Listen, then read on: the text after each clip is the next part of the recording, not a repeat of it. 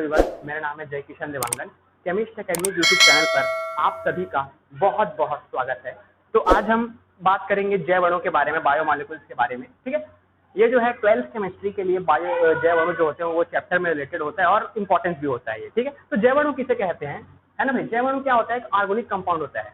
ठीक है, एक निर्जीव कार्बनिक पदार्थ। ठीक है, ऐसे निर्जीव कार्बनिक पदार्थ जो जीवधारियों के लिए अति आवश्यक होते हैं, जैसे मनुष्य, पशु पक्षी, उसके लिए क्या होते हैं जैव अणु बहुत ही क्या होते हैं, अति आवश्यक होते हैं। ठीक है, वे निर्जीव कार्बनिक पदार्थ जो जीवधारियों के लिए क्या होते हैं, बहुत ही अति आवश्यक होते हैं, हमारे पास क्या कहलाते हैं, जैव अणु कहलाते हैं। जैव अणु के जो एग्जाम्पल है हमारे पास यहाँ पर लिख दिया गया है, प्रोटीन, कार्बोहाइड्रेट और न्यूक्लिक एसिड। इसके अलावा और बहुत सारे हमारे पास क्या होते हैं, एग्जाम्पल होते हैं, लेकिन ये तीनों जो है क्या होते हैं, इस चैप्टर के लिए इंपॉर्टेंस होते हैं। ठीक है, तो जैव अणु यहाँ पर आप डेफिनेशन बता दिया। ठीक है, आज हम पढ़ेंगे कार्बोहाइड्रेट के बारे में। जितने भी आज हम लोग स्ट्रक्चर बनाएंगे, सभी चीजों के बारे में, आज कार्बोहाइड्रेट के बारे में हम लोग बात करेंगे। ठीक है, तो चलो अब देखते हैं हमारे पास कि कार्बोहाइड्रेट होता क्या है। ठीक है, जैव अणु के बारे में तो आपने जान लिया, हमारे पास कार्बोहाइड्रेट होता क्या है। ठीक है, कार्बोहाइड्रेट प्राचीन विचारधारा के अनुसार, पुरानी अवधारणा के अनुसार, जो जिसमें कार्बन, हाइड्रोजन और ऑक्सीजन से मिलकर जो कंपाउंड बनते थे, ठीक है, इससे कार्बन, हाइड्रोजन और ऑक्सीजन से जब मिलकर एक कंपाउंड बनता था, तो इसे हम लोग क्या कह देते थे, कार्बोहाइड्रेट कह देते थे। ठीक है, प्राचीन विचारधारा के अनुसार। ठीक है, कार्बन, हाइड्रोजन, ऑक्सीजन से बने हुए यौगिक को हम लोग क्या कह देते हैं, कार्बोहाइड्रेट कह देते हैं, प्राचीन विचारधारा के अनुसार, पुरानी अवधारणा के अनुसार।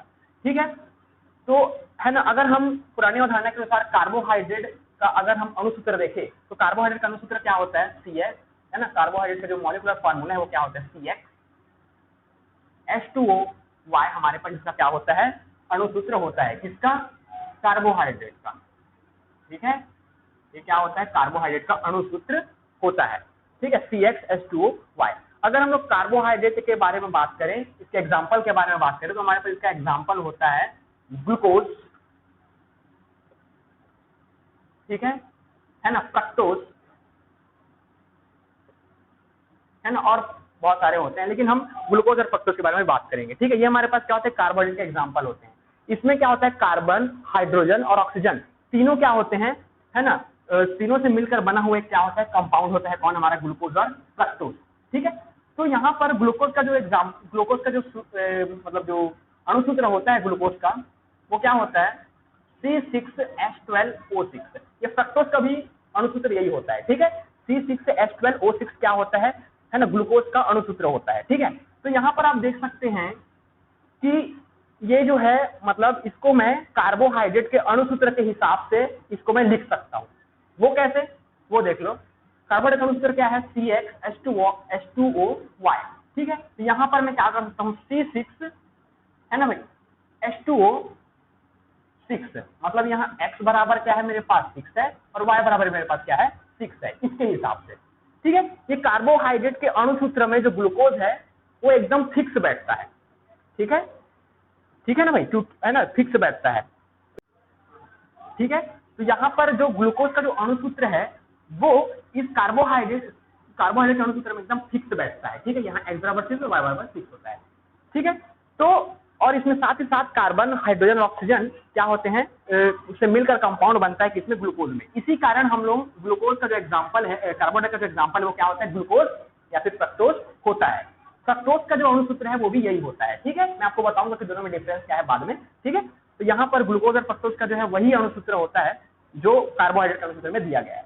लेकिन कोई कंपाउंड ऐसे भी है जो, है ना भाई, कोई कंपाउंड ऐसे भी है जो ग्लूकोज के अणुसूत्र का तो पालन करते हैं।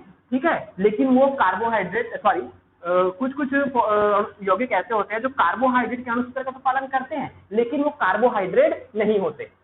ठीक है ना भाई, कुछ यौगिक ऐसे होते हैं जो कार्बोहाइड्रेट के अणुसूत्र का पालन तो करते हैं, लेकिन वो कार्बोहाइड्रेट नहीं होते। एग्जाम्पल के लिए हमारे पास यहाँ पर है एसिटिक एसिड, CH3COOH।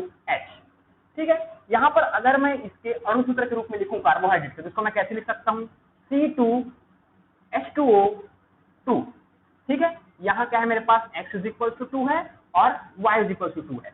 ये जो है कार्बोहाइड्रेट के अणुसूत्र का तो पालन करता है, लेकिन एसिटिक एसिड जो है वो कार्बोहाइड्रेट नहीं है। ग्लूकोज और फ्रक्टोज हमारे पास क्या होता है, कार्बोहाइड्रेट होता है जो इस केवल सूत्र का पालन करता है।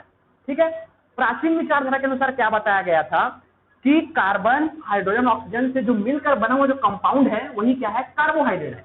यहां भी देख सकते हो आप, यहां पर भी कार्बन है ना भाई, हाइड्रोजन और ऑक्सीजन मिलकर ही क्या बना रहे हैं, कंपाउंड बना रहे हैं, लेकिन हम इसको कार्बोहाइड्रेट नहीं बोल सकते। ठीक है, इसी कारण क्या होता है ना भाई, कि प्राचीन विचारधारा फेल हो जाता है। ठीक है, प्राचीन विचारधारा क्या हो जाता है, फेल हो जाता है, और इसके तहत एक नवीन विचारधारा मतलब एक नई प्रस्तुति लाता है, नई परिभाषा लाता है, कौन, हमारा कार्बोहाइड्रेट का। इस तरह से यहाँ पर फेल हो जाता है अणुसूत्र के मामले में, क्योंकि जो हमारा एसिटिक एसिड है वो कार्बोहाइड्रेट का कभी भी पालन नहीं करता। हालांकि उसका अणुसूत्र सेम होता है, लेकिन ये कार्बोहाइड्रेट नहीं होता हमारा एसिटिक एसिड। उसके अणुसूत्र में तो फिक्स बैठता है, लेकिन ये हमारा जो है कार्बोहाइड्रेट नहीं होता। ठीक है, तो कार्बोहाइड्रेट का जो रियल परिभाषा है, जो वास्तविक जो परिभाषा है वो क्या होता है, हम उसके बारे में जान लेते हैं। ठीक है, तो चलो, जो कार्बोहाइड्रेट का जो है ना भाई रियल जो परिभाषा है वो क्या होता है। ठीक है, मतलब जो नवीन विचारधारा के अनुसार जो कार्बोहाइड्रेट की जो परिभाषा है वो क्या होती है कि वे पदार्थ, ठीक है भाई, जो पॉलीहाइड्रोक्सी एल्डिहाइड या पॉलीहाइड्रोक्सी कीटोन होते हैं उसे हम लोग क्या कहते हैं, कार्बोहाइड्रेट कहते हैं। ठीक है, हमारे पास जिसमें पॉलीहाइड्रोक्सी कीटोन या पॉलीहाइड्रोक्सी एल्डिहाइड होते हैं वही क्या होते हैं, कार्बोहाइड्रेट होते हैं। पॉलीहाइड्रोक्सी एल्डिहाइड मतलब, पॉलीहाइड्रोक्सी बोलने का मतलब क्या है, जिसमें मतलब पॉलीहाइड्रोक्सी एल्डिहाइड बोलने का मतलब क्या है, ऐसे एल्डिहाइड जिसमें हाइड्रोक्सी समूह मतलब OH समूह एक से अधिक होते हैं, उसको हम लोग बहुत सारे होते हैं, मतलब उसको हम लोग क्या बोल सकते हैं, पॉलीहाइड्रोक्सी एल्डिहाइड बोल सकते हैं। ठीक है, मतलब यहाँ पर जो ग्लूकोज है C6H12O6 वो क्या होता है भाई हमारा, वो क्या होता है, पॉलीहाइड्रोक्सी एल्डिहाइड होता है हमारा ग्लूकोज। और जो फ्रक्टोज है C6H12O6, ठीक है, वो हमारे पास क्या होता है, पॉलीहाइड्रोक्सी कीटोन होता है। ठीक है, पॉलीहाइड्रोक्सी कीटोन होता है कौन, फ्रक्टोज, और पॉलीहाइड्रोक्सी एल्डिहाइड कौन होता है हमारे पास, ग्लूकोज। तो ये जो है मतलब ऐसे यौगिक जिसमें पॉलीहाइड्रोक्सी एल्डिहाइड और पॉलीहाइड्रोक्सी कीटोन होते हैं उसे हम लोग क्या कह देते हैं, कार्बोहाइड्रेट कह देते हैं। ठीक है, या फिर हम ये भी बोल सकते हैं, है ना, ये दोनों तो है, ये दोनों क्या है, कार्बोहाइड्रेट है। ठीक है, इसको हम लोग तो कार्बोहाइड्रेट बोल सकते हैं, लेकिन कार्बोहाइड्रेट के अलावा और हमारे पास क्या आते हैं, और मतलब एग्जाम्पल आते हैं। ठीक है, तो इसको हम और कैसे बोल सकते हैं, है ना भाई, जब मतलब किसी भी पदार्थ का जल अपघटन करने पर, ठीक है, किसी भी पदार्थ का जल अपघटन करने पर, हाइड्रोलाइसिस करने पर हमें पॉलीहाइड्रोक्सी एल्डिहाइड या फिर पॉलीहाइड्रोक्सी कीटोन प्राप्त हो जाता है, उसे हम लोग क्या कह देते हैं, कार्बोहाइड्रेट कह देते हैं। हम इसको ऐसे भी बोल सकते हैं। वो पदार्थ कौन है बताओ, C12H22O11। इसका हम लोग क्या कर दिए, क्या है भाई हमारा, सुक्रोज। क्या ये सुक्रोज है। ठीक है, इसका मैंने क्या कर दिया, जल अपघटन कर दिया। तो जिस पदार्थ का जल अपघटन करने पर हमें ये पॉलीहाइड्रोक्सी एल्डिहाइड या पॉलीहाइड्रोक्सी कीटोन मिल जाता है उसे ही हम लोग क्या कह देते हैं, कार्बोहाइड्रेट कह देते हैं। मतलब यहाँ सुक्रोज भी क्या है, एक प्रकार का कार्बोहाइड्रेट है। ठीक है, सुक्रोज क्या है, एक प्रकार का कार्बोहाइड्रेट होता है। ठीक है, हाँ, तो इसका जल अपघटन करेंगे तो हमें क्या मिलेगा, यही मिलेगा। ठीक है, एक अणु ग्लूकोज का मिलेगा, ठीक है, और एक अणु फ्रक्टोज का मिलेगा, C6H12O6। ठीक है, एक अणु ग्लूकोज का और एक अणु फ्रक्टोज का। ठीक है, मतलब यहाँ बोलने का मतलब यह है कि जिस पदार्थ का जल अपघटन कर दिया जाता है और उस जल अपघटन करने के बाद हमें पॉलीहाइड्रोक्सी एल्डिहाइड अर्थात ग्लूकोज, पॉलीहाइड्रोक्सी कीटोन अर्थात फ्रक्टोज मिल जाता है, उसे ही हम लोग क्या कह देते हैं, कार्बोहाइड्रेट कह देते हैं। और यहाँ पर हम ग्लूकोज और फ्रक्टोज को भी कार्बोहाइड्रेट बोल सकते हैं। ठीक है, तो देखो अब उसी प्रकार मैं जो है माल्टोज का जल अपघटन कर देता हूं, माल्टोज। ठीक है, माल्टोज का फॉर्मूला भी यही होता है, सुक्रोज के समान। ठीक है, जैसे ग्लूकोज का फॉर्मूला फ्रक्टोज के समान होता है, उसी प्रकार माल्टोज का फॉर्मूला भी, मॉलिक्यूलर फॉर्मूला भी ग्लूकोज सुक्रोज के समान होता है। अगर इसका जल अपघटन करेंगे तो पहले क्या होता था, पहले सुक्रोज का अगर हम जल अपघटन कर रहे थे तो हमें जो है एक अणु ग्लूकोज का मिलता था और एक अणु फ्रक्टोज का मिलता था। लेकिन यहाँ क्या होगा, हमें जो है एक अणु जो है, दोनों अणु जो है क्या मिलेंगे, ग्लूकोज के मिलेंगे। दोनों अणु क्या होंगे, है ना भाई, ग्लूकोज के मिलेंगे। ठीक है, मतलब दोनों अणु माल्टोज का अगर हम जल अपघटन कर दिए तो दोनों अणु किसका मिलेगा, हमें ग्लूकोज का मिलेगा। मतलब जिसका जल अपघटन करने पर हमें जो है पॉलीहाइड्रोक्सी एल्डिहाइड या पॉलीहाइड्रोक्सी कीटोन मिल जाता है, उसे हम लोग क्या कह देते हैं, कार्बोहाइड्रेट कह देते हैं। तो मतलब ये माल्टोज भी इस प्रकार का क्या है, कार्बोहाइड्रेट होता है। ठीक है, चलो, तो अब हम लोग सैकराइड के आधार पर हम लोग क्या करेंगे, कार्बोहाइड्रेट का वर्गीकरण करेंगे। हम लोग जानेंगे कि सैकेराइड के आधार पर हमारे पास कार्बोहाइड्रेट के वर्गीकरण कैसे होता है। ठीक है, मैंने आपको कार्बोहाइड्रेट का डेफिनेशन तो बता दिया है। चलो अब हम लोग करते हैं कार्बोहाइड्रेट का वर्गीकरण। तो चलो तो अब करेंगे अपन लोग कार्बोहाइड्रेट का वर्गीकरण, ठीक है, सैकेराइड के आधार पर। ठीक है, अच्छा जो सैकेराइड जो है उसको हम लोग कार्बोहाइड्रेट ही बोल सकते हैं, मतलब कार्बोहाइड्रेट को सैकेराइड बोला गया है, उसका जो है नाम है सैकेराइड, कार्बोहाइड्रेट का ही नाम है। ठीक है, सैकेराइड जो है वो कहाँ से आया है, इसका मतलब ये जो है ग्रीक शब्द है। ठीक है, ग्रीक शब्द के सैकरॉन से लिया गया है। कहाँ से? सैकरॉन से, जिसका अर्थ होता है सुक्रोज या फिर शर्करा। ठीक है, इसका अर्थ क्या होता है सैकेराइड का? सुक्रोज या फिर शर्करा, जो एक ग्रीक शब्द से लिया गया है। ठीक है, चलो हम उसकी खैर उसकी बात तो नहीं करनी अभी। तो कार्बोहाइड्रेट का वर्गीकरण सैकेराइड के आधार पर सबसे पहले हमारे पास होता है मोनोसैकेराइड। ठीक है, मोनोसैकेराइड। मोनोसैकेराइड किसे कहते हैं? मतलब वे सैकेराइड, ठीक है, वे सैकेराइड जिसमें केवल एक यूनिट ही क्या होता है सैकेराइड अणु प्राप्त होता है, केवल एक यूनिट। जैसे कि हमारा, जैसे पहले बता चुका हूं, ग्लूकोज और फ्रक्टोज, केवल एक यूनिट की। ठीक है, हमें इसमें और अधिक के रूप में नहीं मिलता। जैसे कि ग्लूकोज हमें एक बार मिल गया, उसके बाद हमें जल करने के बाद और अधिक नहीं मिलेगा, हमें केवल एक बार ही मिलेगा। ठीक है, हाँ, तो इसमें केवल क्या होता है, एक यूनिट सैकेराइड अणु ही मिलता है, उसे हम क्या कहते हैं? मोनोसैकेराइड कहते हैं। ठीक है, अच्छा ये हो गया। ठीक है, अब देखते हैं इसका एग्जांपल क्या है हमारे पास, ग्लूकोज और फ्रक्टोज। ठीक है, चलो अब देखते हैं हम लोग ओलिगोसैकेराइड। ठीक है, ओलिगोसैकेराइड। ओलिगोसैकेराइड किसे कहते हैं? ऐसे सैकेराइड जिनका जल अपघटन करने पर, ठीक है, ऐसे सैकेराइड जिनका जल अपघटन करने पर हमें 2 से 10 तक के मोनोसैकेराइड अणु जो है प्राप्त होता है। 2 से 10 तक के मोनोसैकेराइड अणु। मोनोसैकेराइड मतलब क्या? ग्लूकोज और फ्रक्टोज, है ना भाई, यही मोनोसैकेराइड अणु है, ग्लूकोज और फ्रक्टोज। ठीक है, हाँ, तो अगर मैं जिस भी पदार्थ का जल अपघटन करूंगा वो क्या होगा, मुझे 2 से 10 तक के मोनोसैकेराइड अणु देगा, मतलब ग्लूकोज और फ्रक्टोज देगा। ठीक है, हाँ, मतलब 2 से 10 तक के जो है क्या देता है? मोनोसैकेराइड के अणु प्राप्त कराता है। ठीक है, इसका एग्जांपल है हमारे पास सुक्रोज, माइटोज और लैक्टोज। ठीक है, अगर मैं इसका जल अपघटन करूंगा तो मुझे 2 से 10 तक के क्या मिलेंगे, मतलब सुक्रोज का जल अपघटन करूंगा, जैसे कि मैं सुक्रोज का जल अपघटन पहले ही कर चुका हूं, तो मुझे क्या होता है 2 से 10 तक के मोनोसैकेराइड अणु मिलते हैं। ठीक है, उसे हम लोग क्या कहते हैं? ओलिगोसैकेराइड कहते हैं। अच्छा, जैसे कि मुझे 2 अणु मिला तो उसको मैं क्या बोलूंगा? डाइसैकेराइड बोलूंगा। मुझे 3 अणु मिला तो उसको क्या बोलूंगा? ट्राइसैकेराइड बोलूंगा। ठीक है, जैसे कि मुझे 4 अणु मिला, ठीक है, तो उसको मैं क्या बोलूंगा? टेट्रासैकेराइड अणु बोलूंगा। ठीक है, तो मतलब जो डाइसैकेराइड, ट्राइसैकेराइड वो किसके अंतर्गत आते हैं? वो सभी ओलिगोसैकेराइड के अंतर्गत ही आते हैं। ठीक है, चलो अब आते हैं, ये तो हो गया हमारे पास, समझ में आ गया। अब देखते हैं अपन लोग पॉलीसैकेराइड। ठीक है, पॉलीसैकेराइड। अच्छा, पॉलीसैकेराइड क्या होता है? जिसमें वे सैकेराइड जिनका जल अपघटन करने पर, ठीक है, वे सैकेराइड जिनका जल अपघटन करने पर हमें 10 से ज्यादा, ठीक है, या फिर 10 से अधिक हमें क्या मिलता है? सैकेराइड अणु प्राप्त होता है, मोनोसैकेराइड अणु प्राप्त होता है। सॉरी, 10 से अधिक क्या होता है? मोनोसैकेराइड अणु प्राप्त होता है। किससे अधिक? 10 से, है ना भाई, 10 से अधिक मतलब मोनोसैकेराइड अणु प्राप्त होते हैं। ठीक है, पॉलीसैकेराइड कहलाता है। इसका एग्जांपल है हमारे पास स्टार्च। ठीक है, स्टार्च के अलावा हमारे पास सेलुलोज भी हो सकते हैं। ठीक है, जिसमें हमारे पास क्या होते हैं? एक लंबी श्रृंखला बनाती है वो, हम इसका स्ट्रक्चर देखेंगे अभी। ठीक है, अच्छा, तो पॉलीसैकेराइड जो होता है वो भी 2 प्रकार के होते हैं। पहला होता है हमारे पास होमोपॉलीसैकेराइड और दूसरा होता है हेट्रोपॉलीसैकेराइड। ठीक है, अच्छा, होमोपॉलीसैकेराइड किसे कहते हैं? वे सैकेराइड जो, मतलब वे पॉलीसैकेराइड, ठीक है, होमोपॉलीसैकेराइड किसे कहते हैं? वे पॉलीसैकेराइड जिसमें एक ही, मतलब जो एक ही प्रकार के, है ना भाई, एक ही प्रकार के सैकेराइड अणु से मिलकर बना होता है। ठीक है, जो एक ही प्रकार के सैकेराइड अणु से मिलकर बना होता है, क्या कहते हैं उसको? होमोसैकेराइड, होमोपॉलीसैकेराइड कहते हैं।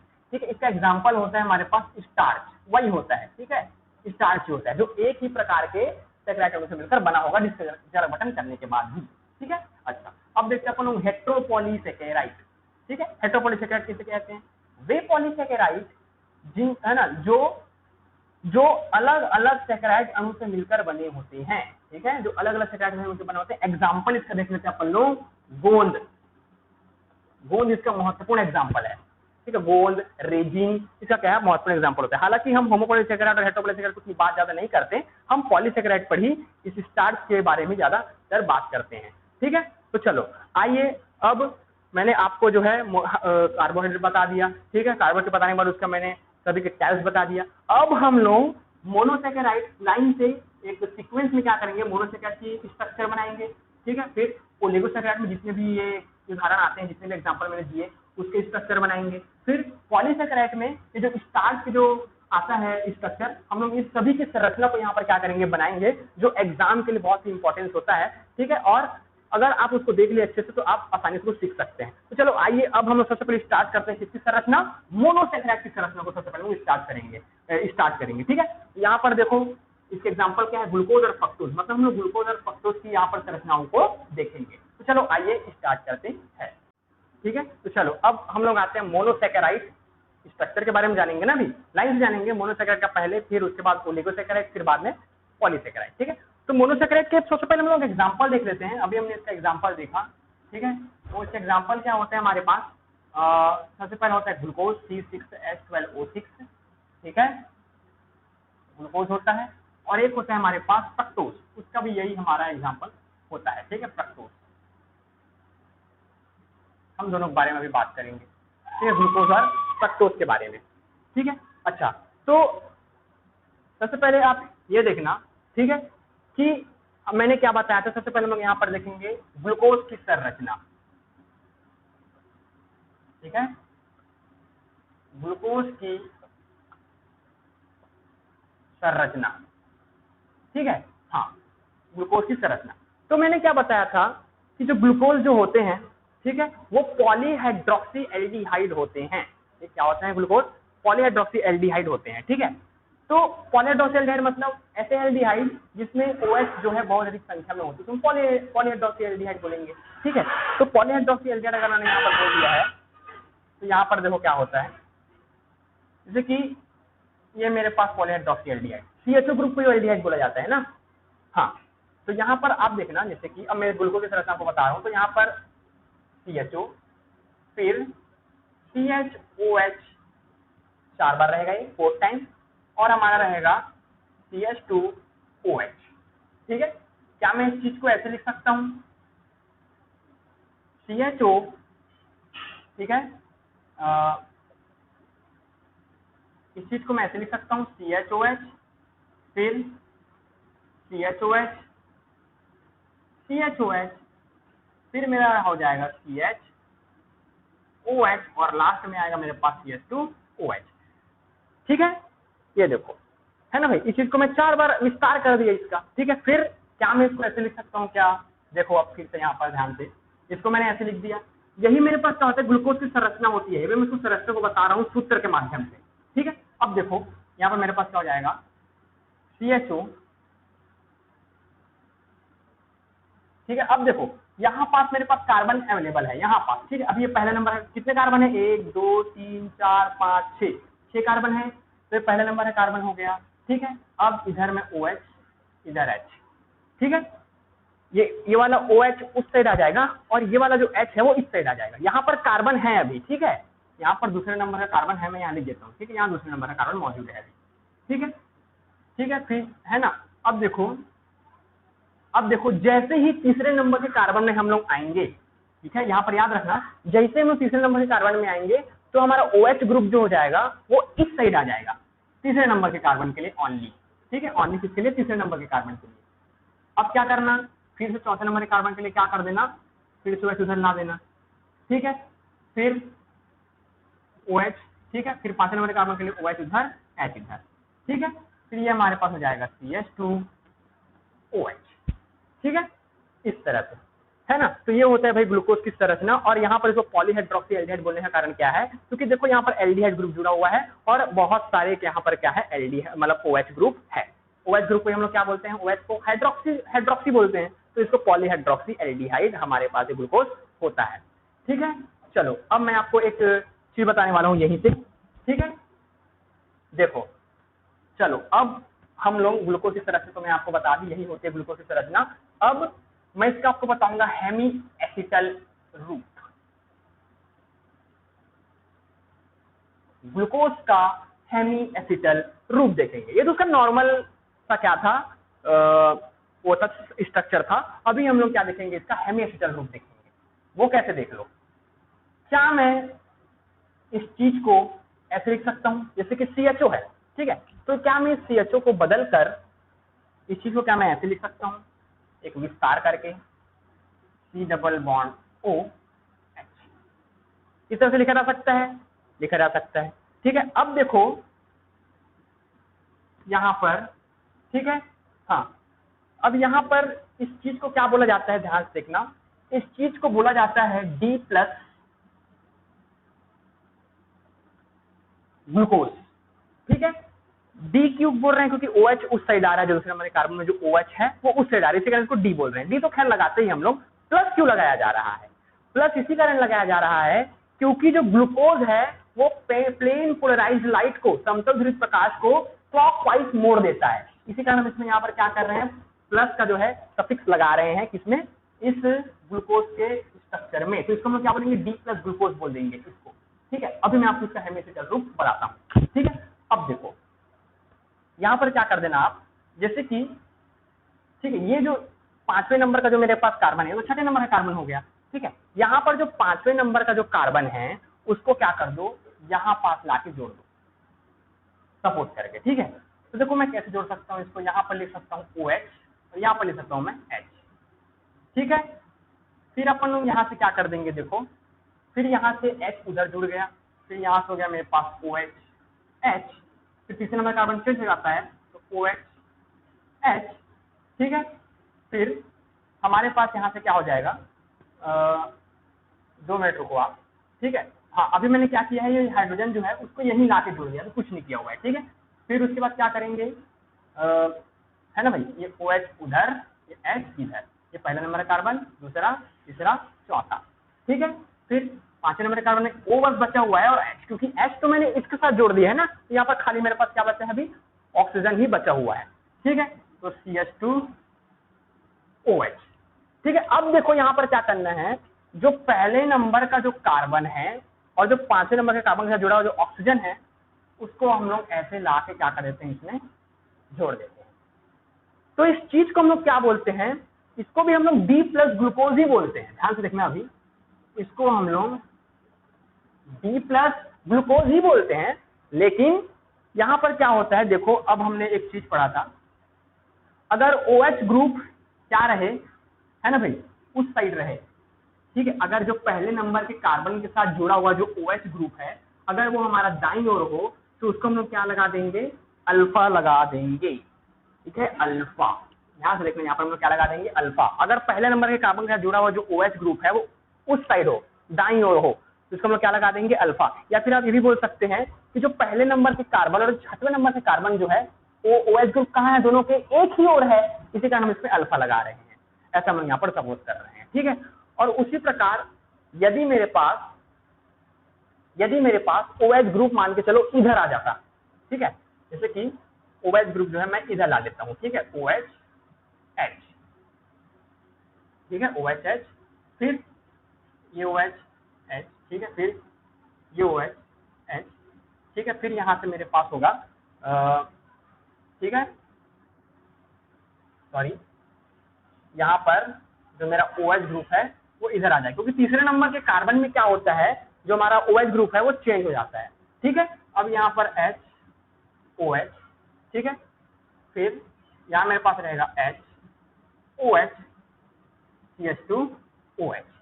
ठीक है, अगर मेरे पास OH अगर इस साइड आ जाए तो हम लोग यहाँ पर क्या कर देंगे, इसको क्या लिख देंगे, बीटा, क्योंकि देखो जो पहले नंबर का जो कार्बन है और जो 6वें नंबर के जो कार्बन है उसके जो OH जो ग्रुप है वो अपोजिट हो गए हैं।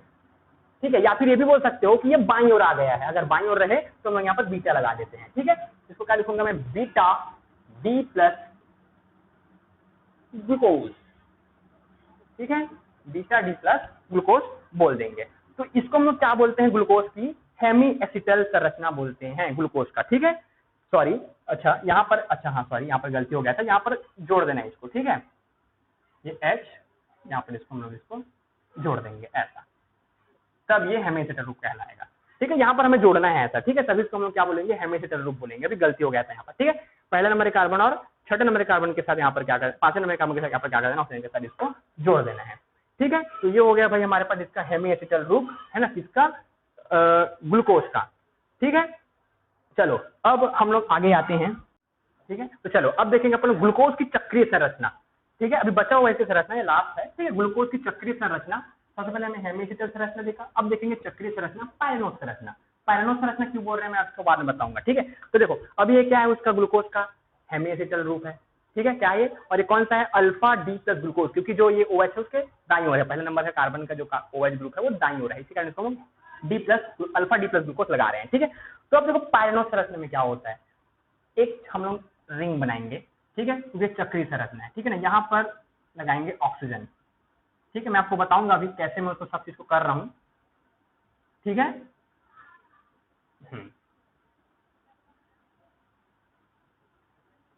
अब यहाँ देखना आप, ये जो ऑक्सीजन है वो ये वाला है, हम हेमिसिटल के तहत ही हम जो है ग्लूकोज की चक्रीय संरचना को बनाएंगे। ये हमारा जो ऑक्सीजन है ये वाला है। ठीक है, अब यहाँ पर देखना, ये क्या है, पहले नंबर है कार्बन, ठीक है, ये दूसरे नंबर है कार्बन, ये तीसरे नंबर है कार्बन, चौथे नंबर है कार्बन, पांचवें नंबर है कार्बन, अभी छठे नंबर कार्बन आएगा। ठीक है, तो देखो यहाँ से, अब ये पहले नंबर है कार्बन, देखो ये वाला, तो OH, अब देखो हमेशा क्या करना है, OH को नीचे रखना है, ठीक है, याद रखना, और H ऊपर रहेगा। फिर यहाँ दूसरे नंबर कार्बन में क्या है, H इधर है, मतलब OH उधर है, अगर दाईं ओर रहेगा तो उसको नीचे रखना है। ठीक है, हाँ ये, ठीक है, फिर यहाँ देखो OH उधर आ गया है, मतलब ऊपर चला जाएगा हमारे पास। ठीक है, फिर यहाँ पास क्या है, H OH, ठीक है, फिर यहाँ पर पांचवें नंबर कार्बन में है ना, ये पांचवें नंबर कार्बन हमारे पास क्या हो जाएगा, देखो चौथा पांचवा। ठीक है, अब देखो ये हो जाएगा CH2OH, ठीक है, CH2OH, और ये वाला हाइड्रोजन अभी बचा हुआ है, तो ये वाला हाइड्रोजन इसके नीचे लिख देंगे अपन लोग।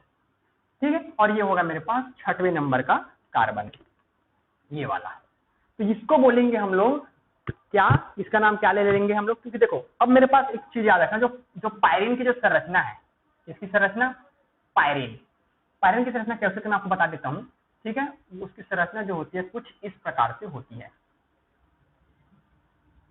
ये, और ये कुछ पायरेनोस के समान ही दिखता है, इसी कारण हम इसको क्या बोल देते हैं, ठीक है, इस स्ट्रक्चर को हम लोग क्या बोल देते हैं, ठीक है, अल्फा डी प्लस, है ना, पायरेनोस ग्लूकोज। ठीक है, क्योंकि जो इसकी संरचना है वो पायरेन के समान दिखती है, इसी कारण हम इसमें पायरेनोस लगा देते हैं। ठीक है, और अल्फा बोलने का कारण क्या है, अब अल्फा बोलने का कारण क्या रहेगा कि जो पहले नंबर का जो कार्बन का जो OH ग्रुप है वो नीचे है, इसी कारण हम इसमें लोग क्या बोल रहे हैं, अल्फा लगा रहे हैं, अल्फा का जो है प्रीफिक्स लगा रहे हैं। ठीक है, इस तरह से। अब उसी तरह अगर मेरे पास यहां पर है ना, उसी तरह मेरे पास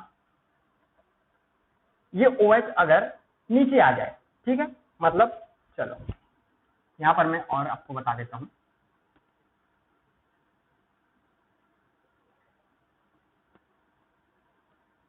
अगर इस पहले नंबर के कार्बन में ये OH अगर ऊपर चला जाए और H नीचे आ जाए, ठीक है, और H OH, ठीक है, फिर यहाँ OH H, फिर यहाँ H OH, और ये CH2OH, और यहाँ H, तो इसको क्या बोल देंगे अपन लोग, बीटा डी प्लस पायरेनोस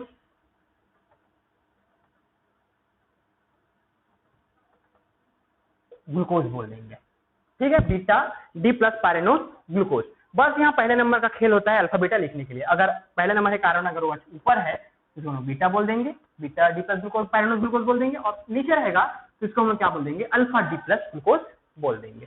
और तीसरे नंबर कार्बन को चेंज होना लाजमी है, क्योंकि वो विपरीत डायरेक्शन में होता है तीसरे नंबर कार्बन में। ठीक है, तो ये होता है भाई हमारे पास, है ना, ग्लूकोज की संरचना अच्छी तरह से। अब हम लोग यहाँ पर पढ़ेंगे फ्रक्टोज, अभी फ्रक्टोज बचा हुआ है, ठीक है, क्योंकि हम लोग मोनोसैकेराइड के जो है उदाहरण को पढ़ रहे हैं अभी।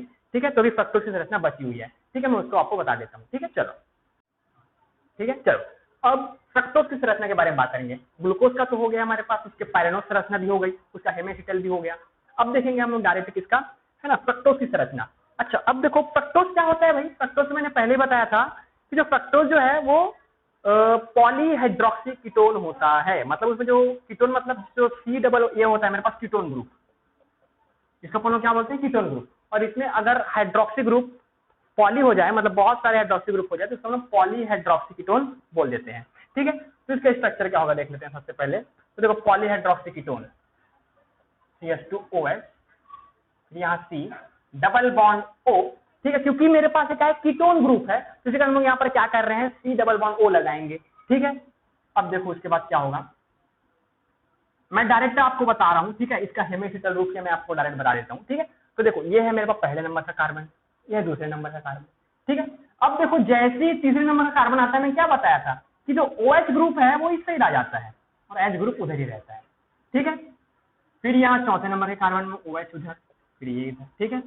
फिर पांचवें नंबर के कार्बन में OH दाईं ओर, फिर ये, फिर यहां से मेरे पास हो जाएगा क्या, CH2OH, ठीक है।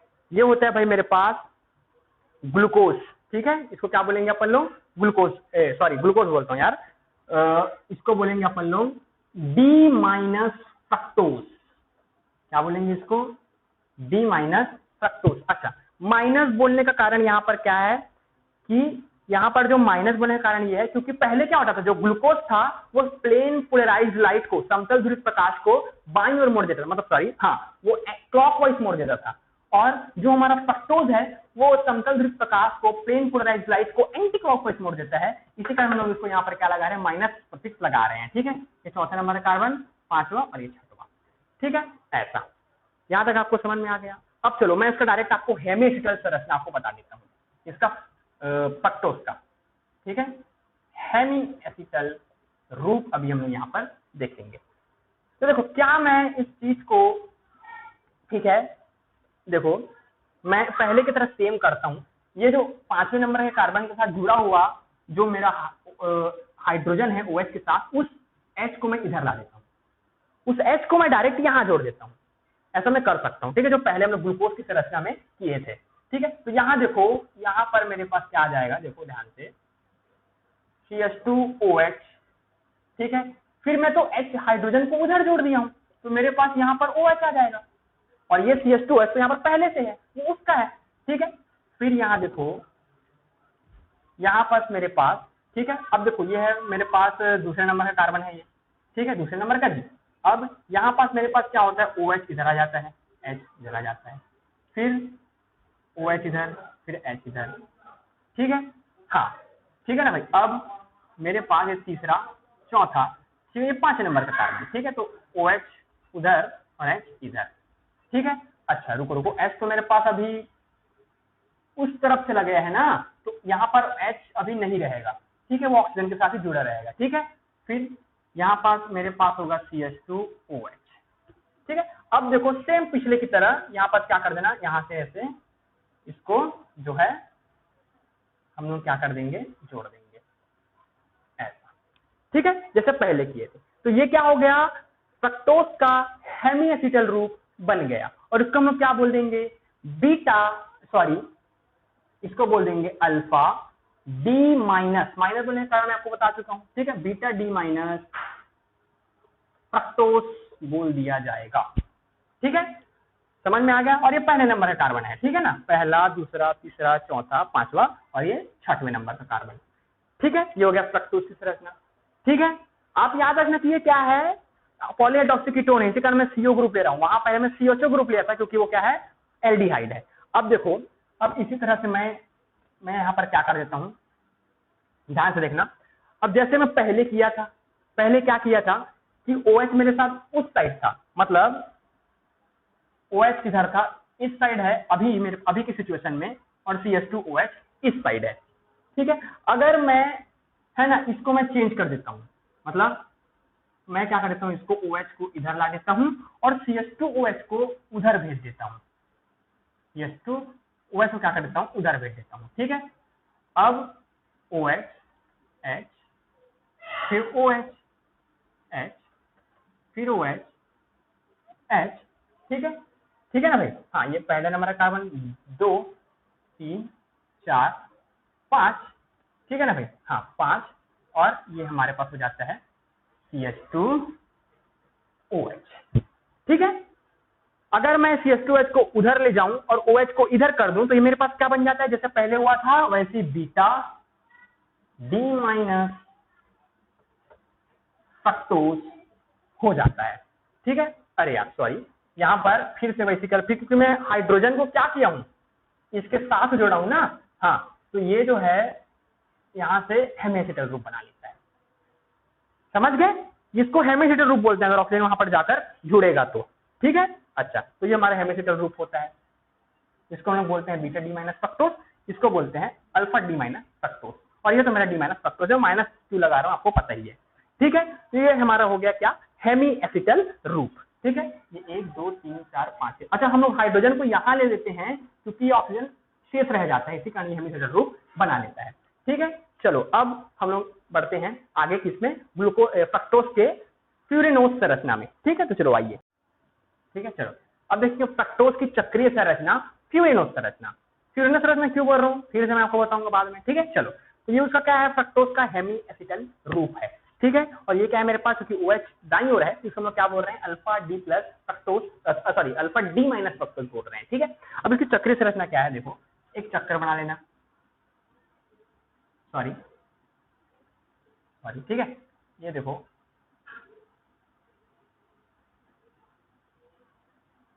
ये कुछ इस तरह से हमें यहाँ पर बनाना है।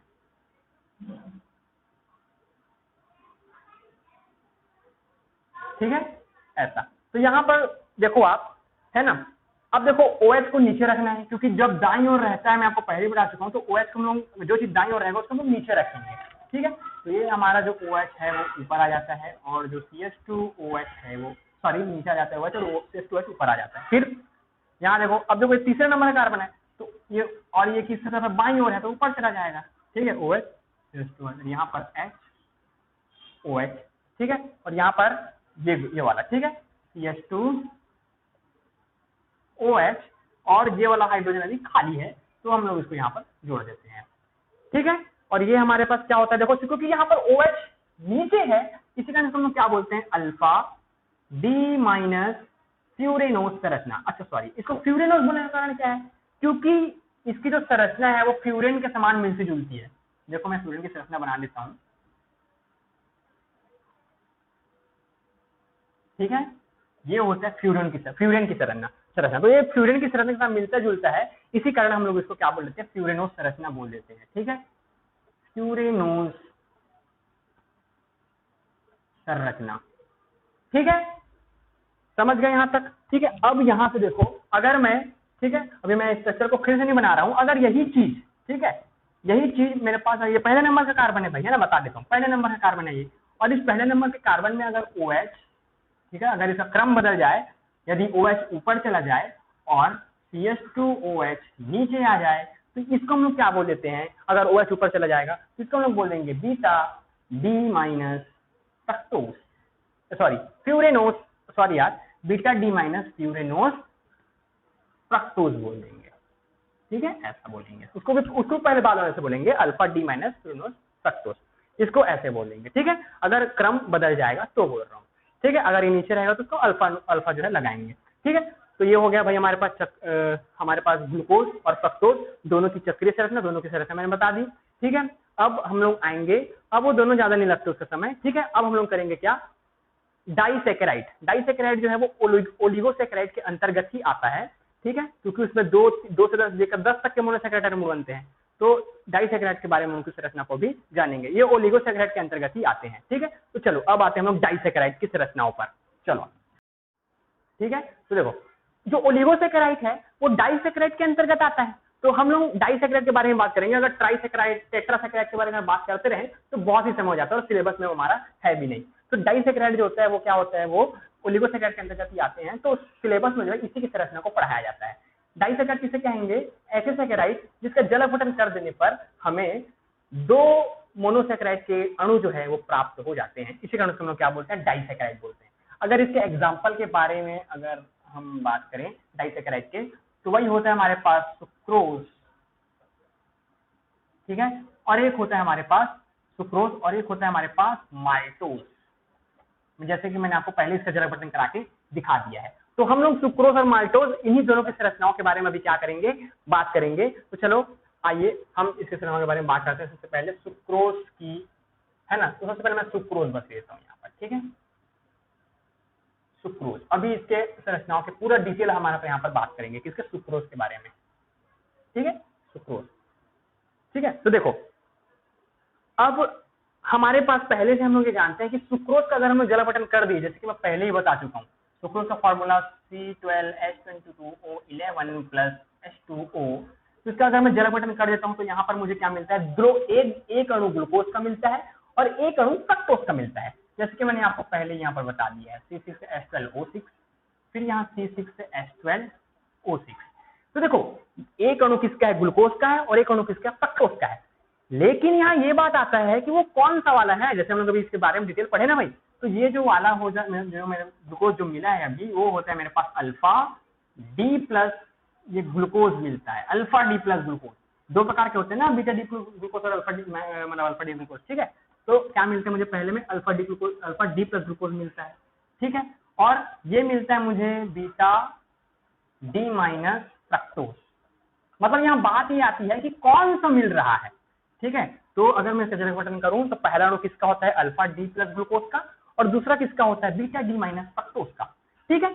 चलो तो हम इनके संरचनाओं के बारे में यहाँ पर अभी बात करते हैं, ठीक है, कि हमारे पास ये होता कैसे है, ठीक है। तो देखो अभी यहाँ पर क्या बोला गया, अल्फा डी प्लस ग्लूकोज। तो मैं अभी सुक्रों की संरचना को इसी के तहत बताऊंगा, मतलब सुक्रों की संरचना इन्हीं रिएक्शन से निकल कर आता है, ठीक है। तो सबसे पहले मैं यहाँ पर क्या बनाता हूँ, glucose, alpha D plus glucose की संरचना को यहाँ पर बनाता हूँ, ठीक है। मतलब अभी यहाँ पर अल्फा डी प्लस ग्लूकोज बोला गया है, लेकिन उसका पायरेनोज संरचना बनाना है अपन को। क्या बनाना है, पायरेनोज संरचना। अपन को हेमिसिटल नहीं बनाना है, अपन को पायरेनोज का बनाना है, ठीक है। तो देखो पायरेनोज संरचना किसका, अल्फा डी प्लस ग्लूकोज का, ठीक है, ये ठीक है ना भाई, इस तरह से, ठीक है ना।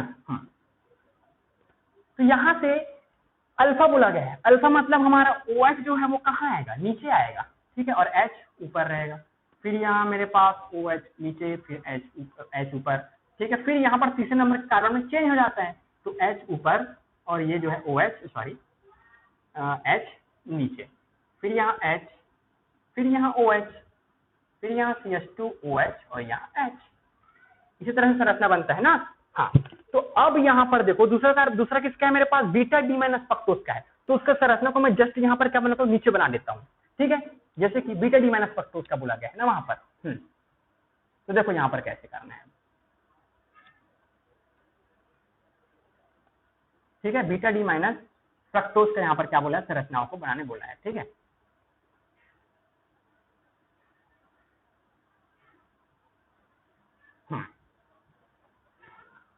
इस तरह से, ठीक है।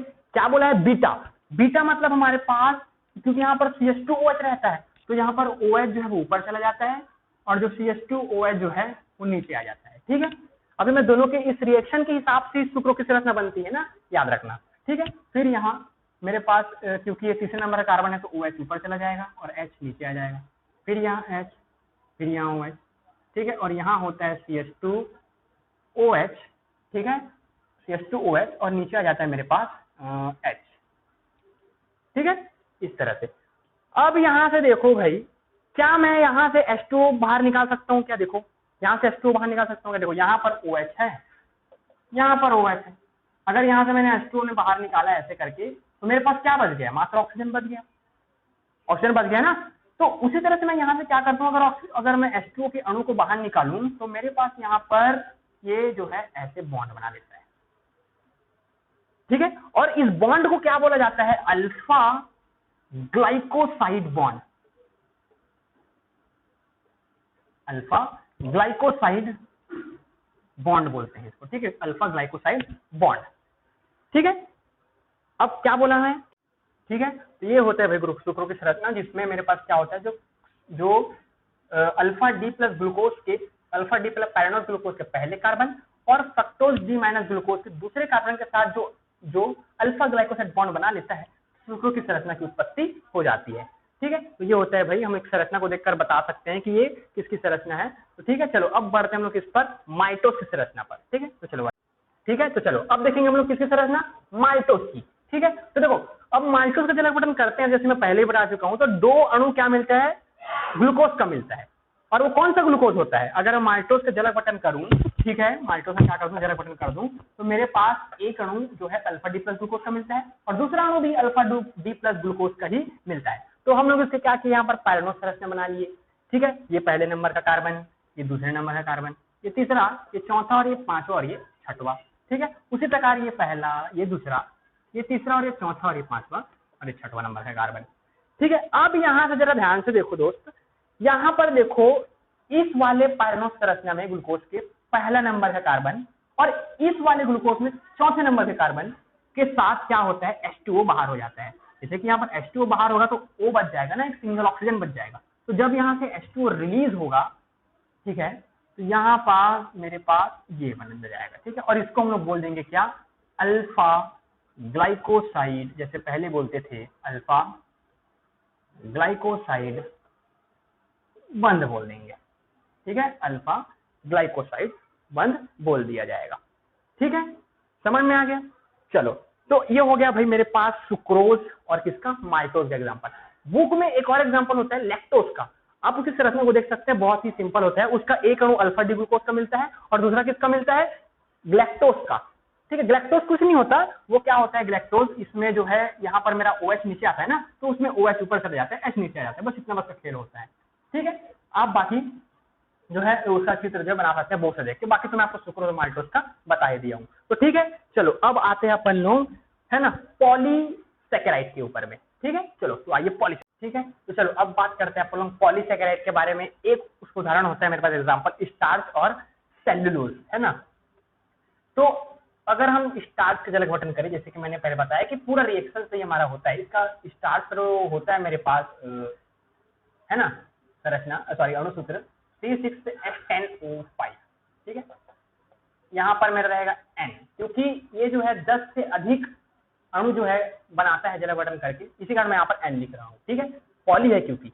अब यहाँ पर मेरा H2 यहाँ पर है ना, रिएक्शन कराएंगे, इसका जल गठन कराएंगे, तो मेरे पास यहाँ पर क्या मिलेगा, ठीक है, यहाँ पर मेरे पास मिलेगा ग्लूकोज C6H12O6 और यहाँ रहेगा मेरे पास, क्योंकि मुझे 10 से अधिक मोनोसैकेराइड अणु मिलते हैं, मतलब 10 से अधिक ग्लूकोज मिलते हैं, इसी कारण मैं यहाँ पर सामने में क्या ले देता हूँ, N लिख देता हूँ। ठीक है, ठीक है ना। तो चलो अब मैं स्टार्च की संरचना के बारे में बात करता हूँ। किसकी संरचना, स्टार्च की संरचना के बारे में अपन क्या करते हैं, बात करते हैं। ठीक है, तो स्टार्च की संरचना में क्या होता है, ये स्टार्च की संरचना दो प्रकार से होता है। ठीक है, स्टार्च की संरचना क्या होता है, दो प्रकार से। पहला होता है मेरे पास, है ना, एमाइलोज। पहला क्या होता है, एमाइलोज। ठीक है, और पहले मैं एमाइलोज को ही बता देता हूँ, फिर हम लोग क्या करेंगे, एमाइलोपेक्टिन के बारे में बात करेंगे। ठीक है, तो देखो पॉलीसैकेराइड में दो प्रकार के होते हैं, स्टार्च उसी के फॉर्मूला बता रहा हूँ, स्टार्च के जल गठन किए तो मुझे क्या मिला, ग्लूकोज मिला। ठीक है, और ये ग्लूकोज जो है N क्यों लिखा मैंने, क्योंकि ये जो है पॉली है, मतलब यहाँ 10 से अधिक जो है ग्लूकोज के अणु मिलते हैं, इसी कारण यहाँ पर N लिखना पड़ रहा है। तो यहाँ मैं लेता हूँ अल्फा डी प्लस ग्लूकोज, ये कौन सा मिलता है मुझे, अल्फा डी प्लस ग्लूकोज मिलता है। ठीक है, तो चलो सबसे पहला होता है मेरे पास, दो प्रकार की संरचना होती है। सबसे पहला होता है मेरे पास एमाइलोज। ठीक है, तो एमाइलोज किसे कहते हैं, है ना भाई। तो ये स्टार्च की ऐसी संरचना होती है जो एक सीधे क्रम में जुड़ा होता है। ठीक है, और यहाँ पर भी अल्फा ग्लाइकोसाइड बॉन्ड बनता है, और इसमें क्या होता है कि C1 और C4 नंबर के जो कार्बन है वो अल्फा ग्लाइकोसाइड बॉन्ड बनाते हैं एक बहुलक के रूप में। ठीक है, और हाँ ठीक है, तो एमाइलोज है ना। तो अच्छा, मैं एमाइलोज के एक बार फिर से आपको डेफिनेशन बता देता हूँ कि क्या होता है, कि जो एमाइलोज की संरचना में क्या होता है, एमाइलोज की संरचना में इसमें लगभग अल्फा डी प्लस ग्लूकोज के 10 से 20 अणु, कितना है, 10 से 20 अणु आपस में एक क्रम में बहुलक का निर्माण करते हैं, और पहले और चौथे नंबर के कार्बन के साथ अल्फा ग्लाइकोसाइड बॉन्ड का निर्माण करते हैं। वो कैसे मैं आपको बताता हूँ। ठीक है, देखो सबसे पहले ये मेरा पहले नंबर है कार्बन, दूसरे नंबर है कार्बन, तीसरा, चौथा, पांचवा और ये छठवां। ठीक है, यहाँ पर देखो ये पहले नंबर का कार्बन हुआ और ये चौथे नंबर का कार्बन हुआ, है ना। यहाँ से अपन लोग H2O क्या कर देंगे, रिलीज कर देंगे, और यहाँ पर मेरे पास alpha D plus glucose sorry alpha glycoside bond बन जाएगा। क्या बन जाएगा, alpha glycoside bond, alpha glycoside bond का निर्माण हो जाएगा। ठीक है, फिर उसी तरह यहाँ से हम लोग H1 पे निकाल देंगे। हालांकि आपको मैं क्या बोला कि एमाइलोज की संरचना में जो अल्फा डी प्लस ग्लूकोज की जो संरचना है वो 10 से 20 अणु जो आपस में एक लाइन से जमा रहता है, एक सीधी श्रृंखला में। तो आपको 10 से 20 नहीं बना देना है, काफी भर जाएगा पूरा। ठीक है, हाँ, तो आपको 3 ही यहाँ पर क्या करना है, बनाना है, और यहाँ से भी मेरा H2O बाहर निकल जाता है, तो मेरा यहाँ बन जाता है क्या, अल्फा ग्लाइकोसाइड बॉन्ड। यहाँ पर लिखने की जरूरत नहीं है, मैं बता देता हूँ। ठीक है, ये बन क्या बन जाएगा, ये अल्फा ग्लाइकोसाइड बॉन्ड बन जाएगा। तो ये होता है भाई हमारे पास एमाइलोज की संरचना। अब इसके आते हैं हम लोग स्टार्च के दूसरे प्रकार में, वो होता है हमारा एमाइलोपेक्टिन। ठीक है, एमाइलोपेक्टिन की संरचना जो है बहुत ही कॉम्प्लिकेटेड होता है, जटिल होता है। उसको आप एक बार अच्छे से देखना, ठीक है, आपको वहां से समझ में आने लगेगा। ठीक है, तो चलो अभी हम लोग करते हैं किसकी, ये पहला हो गया एमाइलोज का। इसमें क्या होता है कि 10 से 20 अणु जो है अल्फा डी प्लस ग्लूकोज के आपस में जुड़कर एक सीधी श्रृंखला में जुड़कर अल्फा ग्लाइकोसाइड बॉन्ड बनाते हैं। और कौन कौन से नंबर का कार्बन होता है, पहला, ठीक है, सॉरी यहाँ पर ऑक्सीजन होगा ना, हाँ, पहला और चौथे नंबर का कार्बन, ठीक है, यहाँ पर ऑक्सीजन रहेगा, ठीक है ना, हाँ, पहला और चौथे नंबर कार्बन के यहाँ पर क्या रहेगा, जुड़ा रहेगा। ठीक है, चलो अब आते हैं हम लोग एमाइलोपेक्टिन। ठीक है, तो चलो अब आते हैं हम लोग स्टार्च के सेकंड टाइप के स्ट्रक्चर में, वो होता है हमारा एमाइलोपेक्टिन। पहले क्या हो रहा था कि केवल एक ही बॉन्ड बन रहा था, मतलब केवल एक ही अल्फा डी मतलब अल्फा ग्लाइकोसाइड बॉन्ड बन रहा था पहले एमाइलोज की संरचना में क्या हो रहा था कि पहले नंबर के कार्बन और चौथे नंबर के कार्बन के साथ अल्फा ग्लाइकोसाइड बॉन्ड का निर्माण हो रहा था, है ना, केवल एक ही अल्फा ग्लाइकोसाइड बॉन्ड बन रहा था, मतलब एक मतलब बोला जाए तो केवल एक ही श्रृंखला में बन रहा था, एक सीधी श्रृंखला में बन रहा था। लेकिन यहाँ पर क्या होता है, सीधी श्रृंखला में बनने के साथ साथ उसमें क्या होता है, प्रासर्व श्रृंखला में भी क्या होता है, बॉन्ड का निर्माण होता है, अल्फा ग्लाइकोसाइड बॉन्ड का निर्माण होता है प्रासर्व श्रृंखला में भी, मतलब पीछे के श्रृंखला से भी क्या होता है, बॉन्ड बनता है, अल्फा ग्लाइकोसाइड बॉन्ड। ठीक है, देखो सेम पहले की तरह 1 2 3 4 5 6, मतलब पहले और चौथे नंबर के कार्बन के साथ एक सीधी श्रृंखला में क्या बनता है, अल्फा ग्लाइकोसाइड बॉन्ड बनता है। ठीक है, फिर यहाँ वैसे होगा, फिर यहाँ पहले और चौथे नंबर के कार्बन के साथ क्या बनता है, अल्फा ग्लाइकोसाइड बॉन्ड बनता है। ठीक है, फिर यहाँ क्या हो जाएगा, देखो अब देखो यहाँ पर सबसे मेन चीज, जैसे पहले हो रहा था एमाइलोज में वैसा ही हो रहा है अभी भी। अब यहाँ पर एमाइलोपेक्टिन होने का कारण ये है क्योंकि यहाँ पहले और छठवें नंबर ना, मतलब 1 2 3 4 ये 5 और ये 6, ये छठवें नंबर का कार्बन हुआ CH2 जी, हाँ, तो ये पहले नंबर का कार्बन हुआ, तो यहाँ पर पहले और छठवें, पहले नंबर के कार्बन और छठवें नंबर के कार्बन के साथ क्या होता है, यहाँ से H2O क्या कर देते हैं अपन लोग, रिलीज कर देते हैं। ठीक है, तो यहाँ पर अगर हम लोग H2O को क्या कर देंगे, रिलीज कर देंगे, तो हमारे पास यहाँ से पहले और छठवें नंबर के कार्बन के साथ क्या बन जाएगा, अल्फा ग्लाइकोसाइड बॉन्ड बन जाएगा। मतलब यहाँ भी अल्फा ग्लाइकोसाइड बॉन्ड बना, यहाँ भी, ठीक है, और यहाँ भी मेरे पास क्या बन जाते हैं, अल्फा ग्लाइकोसाइड बॉन्ड क्रिएट हो जाता है। ठीक है, इस तरह से। तो यहां तक आपको समझ में आ गया होगा, मैंने आपको मोनोसैकेराइड, ग्लूकोज फ्रक्टोज की संरचना, ठीक है, डाइसैकेराइड जो ओलिगोसैकेराइड के अंतर्गत आता है, ठीक है, वो भी मैंने बता दिया, सुक्रोज और माल्टोज की संरचना। पॉलीसैकेराइड में क्या क्या आते हैं, स्टार्च की संरचना को ओनली बताई, सेलुलोज की संरचना भी सिंपल होता है, आप उसको वहां से देख सकते हैं, और जो है वो तो पता ही रहता है डेफिनेशन। स्टार्च की 2 प्रकार की संरचना बताई, एमाइलोज और एमाइलोपेक्टिन, दोनों को मैंने आपको यहाँ पर बता दिया। ये ऑक्सीजन है ना, तो इस तरह से आपका बहुत बहुत धन्यवाद इस वीडियो में अंत तक बने रहने के लिए। ठीक है, तो मिलते हैं हम लोग नेक्स्ट वीडियो में।